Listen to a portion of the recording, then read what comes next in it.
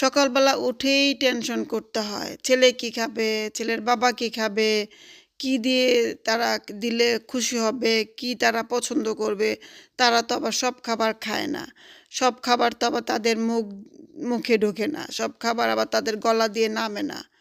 তো তাদের খাবারের জন্য আমাকে চিন্তা করতে হয়। কোনটা দিলে খুশি হবে? কোনটা দিলে অনেক আম ভালোভাবে অ্যাকসেপ্ট করবে? মানে এই চিন্তা করতে করতে আমার সারাটা বেলা চলে যায়।